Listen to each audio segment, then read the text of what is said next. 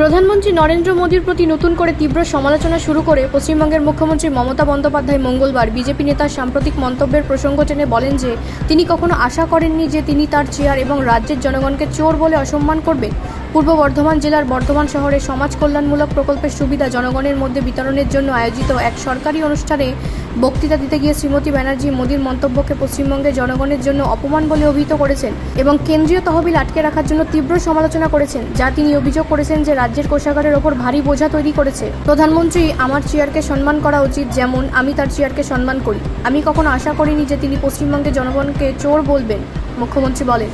প্রকৃতপক্ষে তিনি উত্তরপ্রদেশ, মহারাষ্ট্র এবং বিহারের তথাকথিত ডবল ইঞ্জিন বিজেপি সরকারের কার্যক্ষমতা সম্পর্কে অন্ধ, যেখানে দুর্নীতি সর্বোচ্চ। শ্রীমতী ব্যানার্জি দাবি করেছেন, প্রতিবার নির্বাচনের সময় মিস্টার মোদী পশ্চিমবঙ্গে ভ্রমণ করেন একজন পরিযায়ী পাখির মতো। অভিযোগ করে ব্যানার্জি দাবি করেছেন যে রাজ্য প্রশাসন কেন্দ্রীয় তহবিলের কল্যাণমূলক প্রকল্পের জন্য বিহারের বিষয়ে কেন্দ্রীয় সরকারের সমস্ত প্রশ্নের সন্তোষজনক উত্তর দিয়েছে।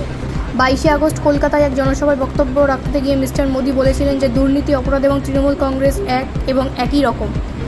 কেন্দ্র পশ্চিমবঙ্গ সরকারকে যে তহবিল পাঠায় তা জনগণের কাছে পৌঁছায় না, বরং তৃণমূলের ক্যাডাররা তা গ্রাস করে, তিনি অভিযোগ করেছিলেন।